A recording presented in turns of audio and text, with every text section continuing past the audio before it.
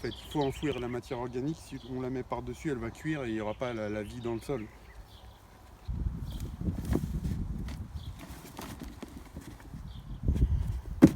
Viens voir, regarde tous les vers. Là, on a apporté direct la vie dans le sol. T'as vu ou pas? Hein? Tu vois les vers? Là, par contre, faut faire vite, faut pas qu'ils restent trop longtemps au soleil. Bonjour à toutes et à tous. Là, je suis devant la grenouille, devant ma petite mare. Elle est en train de me regarder, je sais pas si vous la voyez, elle est juste en face là. Elle est dans l'iris. Donc là, c'est l'iris que je viens de mettre. C'est un iris des marais. Là, j'avais quelques semis de tabac en fait, ils ont cuit. Donc j'ai tout repaillé, tout mulché. Donc il y avait du mulch à disposition au bord de la route. Donc en fait, j'ai pu prendre quelques grosses poubelles J'ai rempli ma grosse poubelle plusieurs fois de mulch.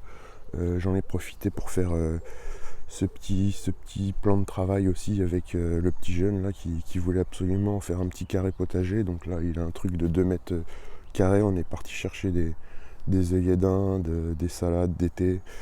Là, c'est les boutures de tomates. Je vais vous montrer tout de suite là, comment on s'est organisé pour faire ça.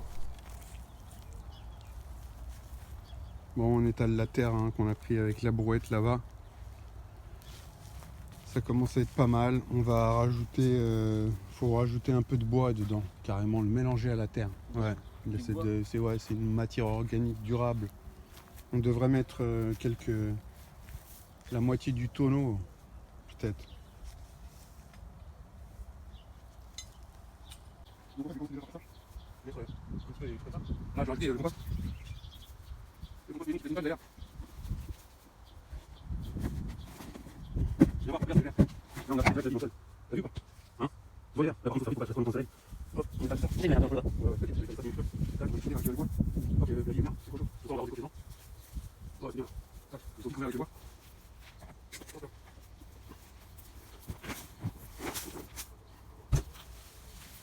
Ça c'est le meilleur truc, franchement, j'étais très content de le prendre rapidement. Je vais encore la route à disposition. Oh, ça fait on a des carbone, ça fait combien de temps? Ouais, là, on est parti. C'est pas un bon mélange. Ça va bien, hein? Viens, on va raconter directement les trucs. On va pouvoir poser donner un petit. N'importe quoi? Ouais, on en met pas d'autres dans le côté, je sais pas. Ouais, c'est bien. On est comme ça parce que là, on prend plus de trucs, là, c'est une barrière. C'est une barrière pour la protection du végétal. C'est bien fait. Ouais, voilà. Parfait.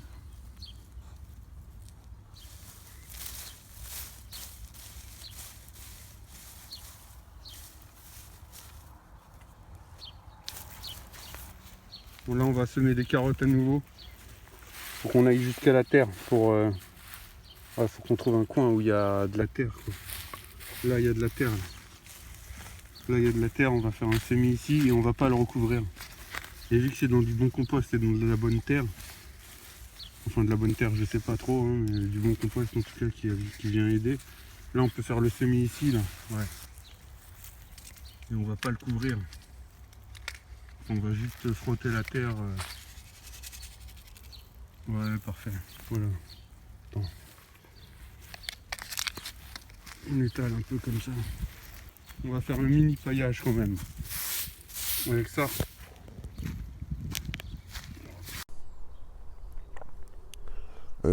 Donc voilà, ici, une bonne couche de paille. Au niveau de la mare, en fait, j'ai acheté des plantes marais. Parce que bon, j'ai une petite grenouille maintenant. Et franchement, c'est sympa, je voulais qu'elle soit bien ici. Bon, maintenant que j'ai une petite grenouille dans la petite mare, j'ai mis des plantes aquatiques en fait, des plantes à marais en fait plus précisément. Là c'est de la prêle japonaise. Je viens de la planter à l'instant. Et je vais mettre aussi des iris des marais. Les iris je vais les mettre par là. Si je tombe pas dedans. Par là. Oh merde. Oh merde. Hop là. Voilà. La joue-barbe, là-bas, elle commence à être vraiment jolie. Mais elles se sont bien développées là. Elles sont bien vers le haut, c'est plutôt joli.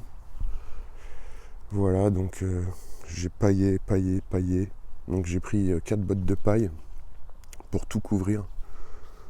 Et puis bon, j'ai arrosé donc jeudi, vendredi et samedi de la semaine dernière. Ça en avait énormément besoin. Puis ensuite, le reste du temps, ça s'est très bien passé. Le potager a supporté en fait le reste de la semaine qui a suivi, donc là, cette semaine-là. Voilà à quoi ça ressemble. Donc j'avais un peu peur qu'il y ait une partie qui cuise, hein. Mais finalement, tout est bien. Enfin, les pommes de terre, elles ont pris un coup là. Tout ça, il y avait du feuillage et ça a cramé.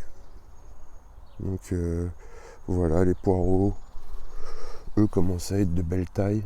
Il y a quelques tomates qui sortent. Au niveau de la cabane, je me suis arrêté ici.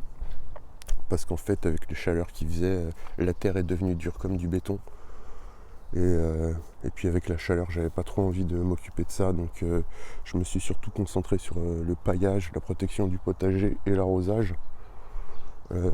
Chose que j'avais négligée l'année dernière, vu que j'étais en train de m'éparpiller à cette même période l'année dernière, j'étais en train de m'éparpiller entre le potager, entre le début de la cabane, je savais pas du tout comment j'allais faire. Là du coup je me suis dit allez hop, on va faire un truc pour le potager, il faut absolument qu'il tienne tout l'été. Et là, ayant passé cette grosse vague de chaleur, là du coup c'est bien. J'ai même des petites noisettes. Ouais, donc je disais, j'ai même des petites noisettes partout là en fait. Là et là, c'est 2 gros noisetiers, comme je l'avais déjà dit dans les précédentes vidéos. Et c'est blindé de noisettes, vraiment rempli de noisettes. Ça c'est cool, même ici.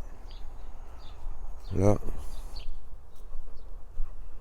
je vais vous souhaiter un bon week-end pour ceux qui regarderont la vidéo ce week-end. Et puis je vous dis à très bientôt, portez-vous bien, ciao.